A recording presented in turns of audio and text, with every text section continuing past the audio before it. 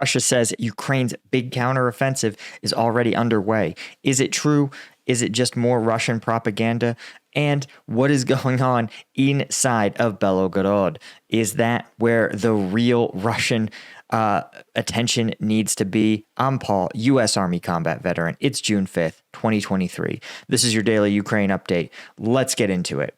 Okay, first, when we take a look at the control map, you can see that there's actually the only notable change that they are reporting, and this is as of yesterday evening, is that the area of Novaya Tavolzhanka is listed as contested. And the reason is, of course, because this area near Shebkino is where we've seen video of the Freedom of Russia Legion operating. And they are, of course, crossing the border and forcing Russian military forces to deploy increasingly large numbers of troops to these border regions in order to counter these raids. But we've seen more and more footage emerging on social media of the Freedom of Russia Legion operating in this area.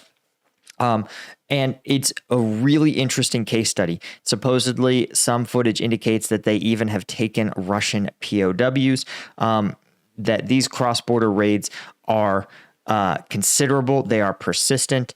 They are ongoing in some cases, and it appears that they are operating regularly inside of Russia. So when we look at the combat map, you can see that the area around Shebkino is highly contested. It is, of course, listed as an attack by the Freedom of Russia Legion. You can also see there is reports of shelling and destroyed vehicles near these border crossings. So this is probably part of an effort to force the Russian military to deploy its limited uncommitted reserve combat forces to their own borders instead of Ukraine. And again, this is done probably through, in part, sabotage, guerrilla warfare, crossing to and from the border, and generally classic small group tactics, drawing a disproportionate number of enemy forces into and around this region and away from areas where they can provide significant combat capabilities to counter Ukrainian offensive actions. What's also interesting, PMC Wagner forces have captured a semi-colonel, I think this is lieutenant colonel, of the armed forces of Russia, Roman Vivivtin, and accusing him of shooting at their vehicle. This is pretty bold. This is pretty wild stuff. Again, this is a lieutenant colonel, is a very senior officer in the Russian armed forces. It's also interesting to see Wagner mercenaries operating this deep. They've certainly have said in other statements that they have withdrawn from the front lines, but this is very deep into the front lines, or very deep away from the front lines into Russian sovereign territory. But this is probably where they have to be outside of the range of weapons like the HIMARS. And it also reflects growing tensions between Wagner and the regular Russian armed forces, which is something that, of course, benefits Ukraine. Now, if you want to see my analysis of some of the combat footage, including that combat footage that's leaking out of Belgorod, what you want to do is become a member. Is in combatvetnews.com. Here we've got any one of these tiers is going to get you access to the members only content. Only 1% of the viewers of this channel are actively supporting me there at Combat Vet News. And we've done all the analysis of the leaked videos so far of the Freedom of Russia Legion fighting in Belgorod. And it's a really fascinating case study in insurgency, right? This is a military that's fighting a very conventional war, and they are pivoting hard to insurgency tactics. It's fascinating to see how they're doing it. Anyway, let's talk about the other big news. Russia claims that Ukraine has launched a major attack in the east, particularly identifying the southeastern front lines. Now, They say it is a large-scale offensive, that Ukraine has used 2 brigades of its offensive guard in the attack, 6 mechanized and 2 tank battalions. The ministry said it also reported that Ukraine had lost up to 300 troops, as well as 16 tanks and other equipment. Usually, Russian press exaggerates these sort of things. The Russian military's propaganda arms usually tends to blow these things out of proportion. 300 is, but even 300 for 2 brigades, right? A brigade is generally about 3,000 troops. So we're talking about, a 5% casualty rate if even the fairly exaggerated Russian claims are to be believed. So Russia also claims that it successfully repelled the attacks, and that Ukraine suffered significant losses in both Donetsk and the Zaporizhzhia region. But as we know, we've got to take Russian propaganda statements with a big grain of salt, because we have seen in other areas of the conflict. For example, they claim as we speak that the Chechen forces are actively seizing towns like Marinka. But as you guys can see, Marinka seems fine. Doesn't seem like it's been seized at all. In fact, if you go back weeks, there's not really any evidence that anything has happened in Marinka.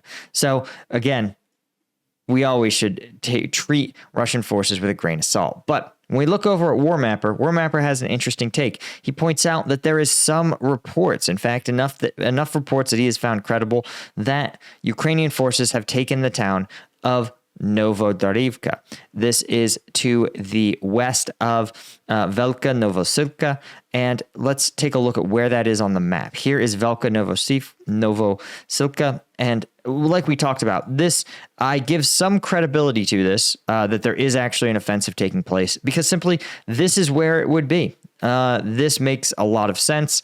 Again, if there's an effort to drive towards Mariupol, to cut off Zaporizhzhia on 2 sides, and using 2 brigades in this effort is just about right. Again, I assume 1 to 2 brigades committed to the fight in Bakhmut. You may have another 2 here, which even if you assume there's just 9 brigades, the low end of the estimates, you're still left, of course, with 5 uncommitted brigades to the fight.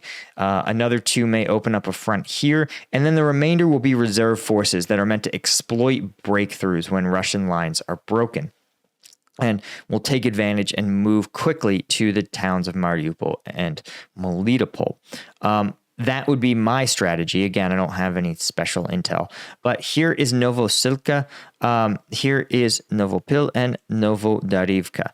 So as you guys can see, this terrain very, very favorable to maneuver forces, right? It's extremely open. There's very little tree cover. There's very few natural obstacles. It really can be tremendously advantageous for mechanized forces to move through here. You can see they may also be choosing to use this river, I believe it's the Oskil. No, I'm sorry, it's the Mordki. They may be using this river as a natural barrier that's going to frame their Ukrainian offensive efforts, at least in this early part here. Again, as we've sometimes talked about, you want to use these natural obstacles to make your defense more efficient, right? River crossings are hard. They take a lot of time, and it means that using these sort of natural barriers to form what we call handrails when you're advancing can make it much easier to both not overextend your forces, also to trap the enemy against something to annihilate them, and to ensure that when you take territory, you have an easy area where you can defend with fewer troops, right? Think about it. You don't have to build trenches along this entire river. You just need to have defensive positions every couple hundred meters, and you need to ensure that you can observe any efforts to cross the river at scale. Much easier done, much easier to do. But again, this is all just a theory on my part. And ultimately, it's not even clear that, again, Russia should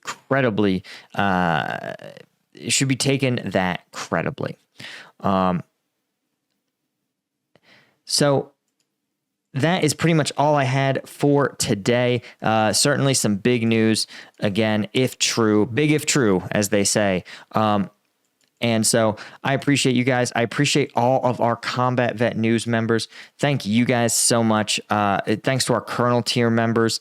Thank you so much to all of our Lieutenant tier members. Again, the elite, the 1% that are out here supporting the channel, making sure I stay independent. And I will see you guys in the next one.